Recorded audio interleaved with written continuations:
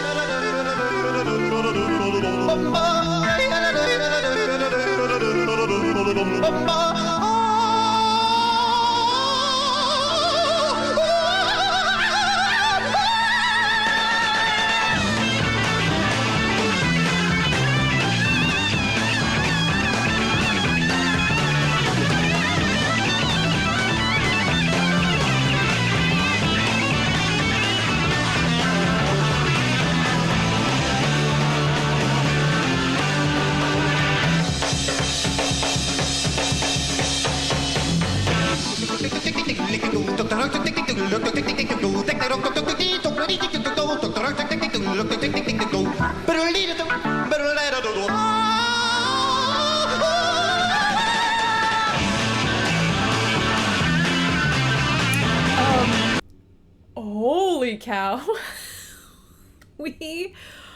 There's so much to talk about. Okay, back to the beginning. Musically, everything is so tight. Just their coordination, their timing. I am blown away by that. We're gonna listen to that again, and then we're gonna take a pause when we get to those vocals, and we're gonna talk about it. So here we go. Groups going. Welcome, Focus.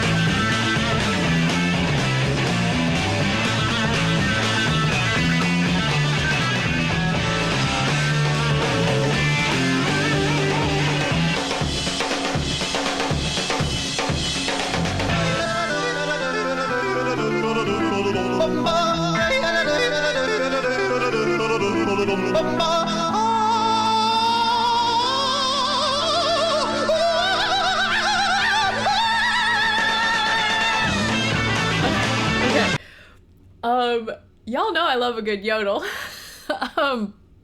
Whenever you're yodeling, it's so hard to focus on technique right now.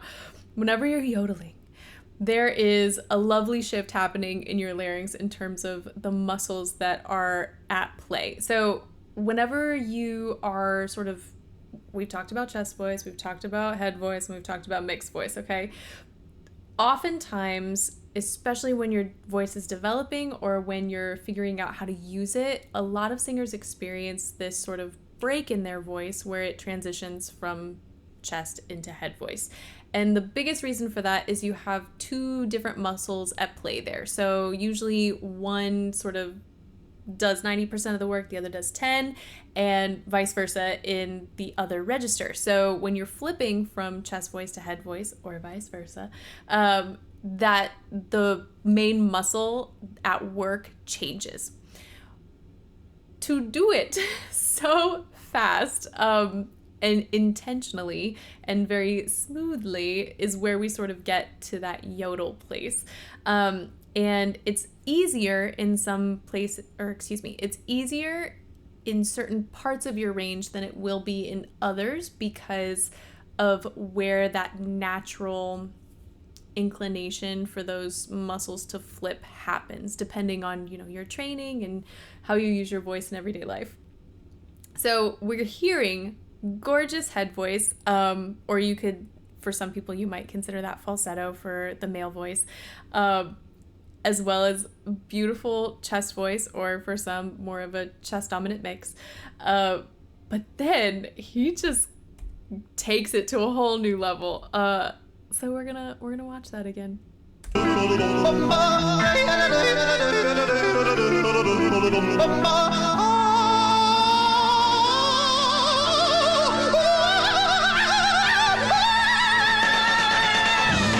That. I gotta say it again.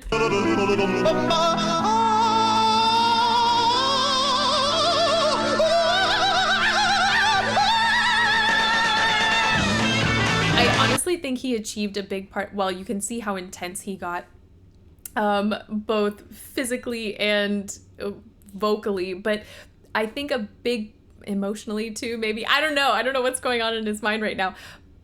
When you are in any part of your range, if you push a ton of air, you're gonna discover some new things with your voice. And so I feel like he got to this place, and obviously he wanted to achieve this effect, but I think a big part of that happened because he was really pushing a lot of air, like so much air. Well, okay, last time, and then we're gonna keep going.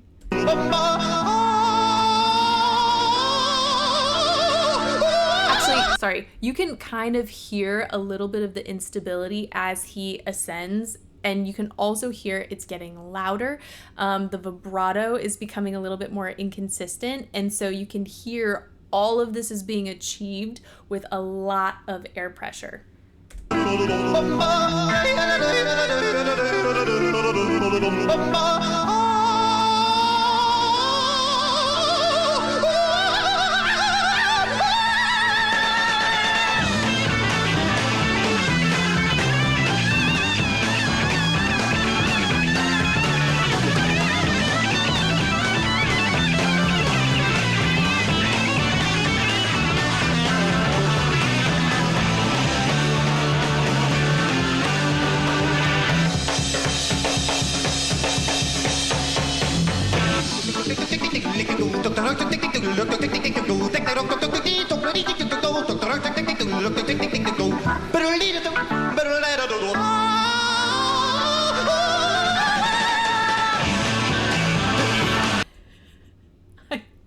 I'm just so blown away by this. I don't know if what specific sounds he was making in terms of consonant and vowel, but you can hear sort of whether it's a dental T or like a D, you can hear these like forward consonant sounds, and then you can hear back sounds, whether it's more like a K or a G.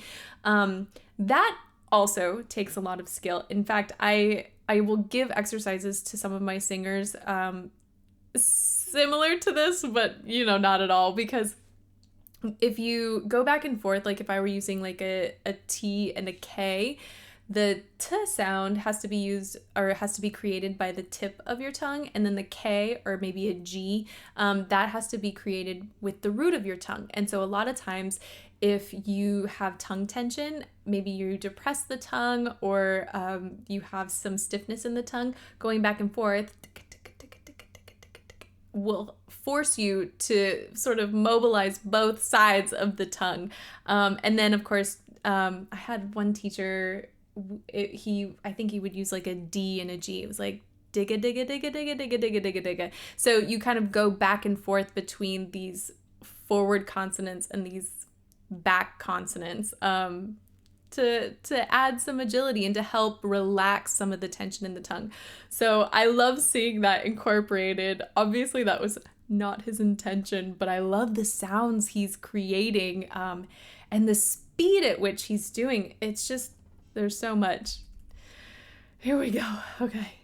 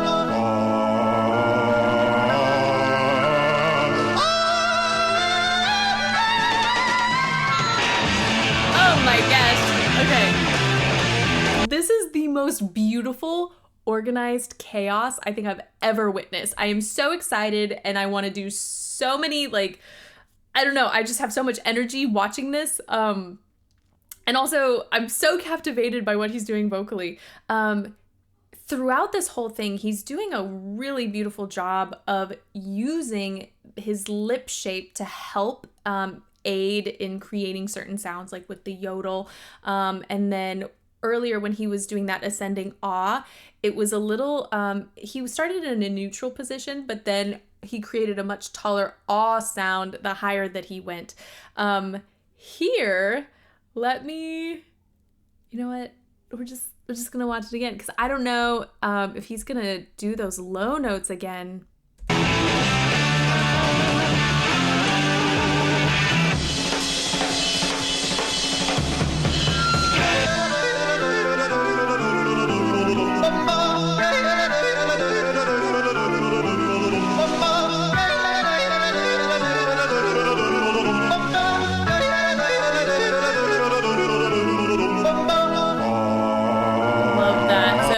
When you sort of, not only are you rounding the lips, but you're allowing them to protrude a little bit. That's such a good technique for getting those low notes out, lengthening the vocal tract, all good things. And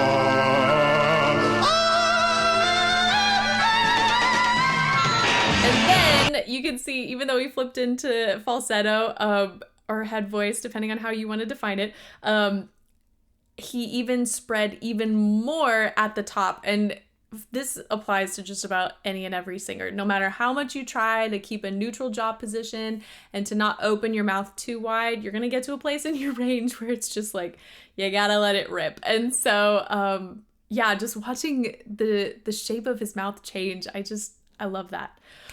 We're gonna keep going. Here we go.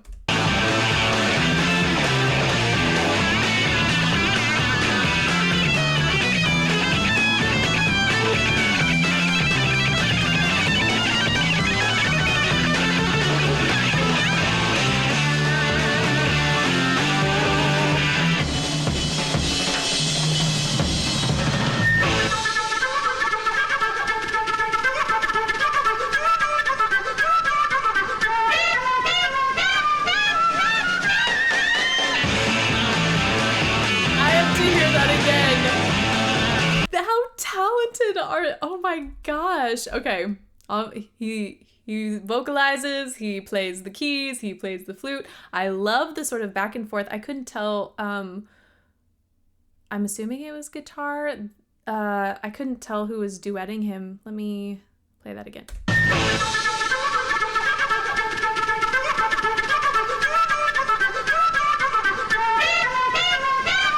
That.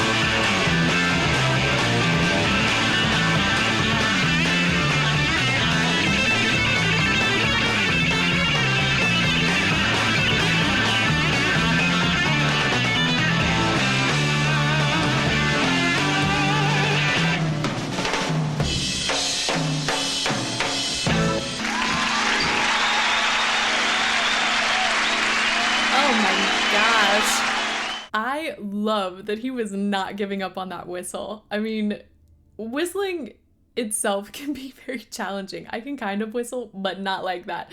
And to maintain that same position with his mouth, with his tongue, and just find the right amount of air pressure to get that last note out on top was just so cool to see. I'm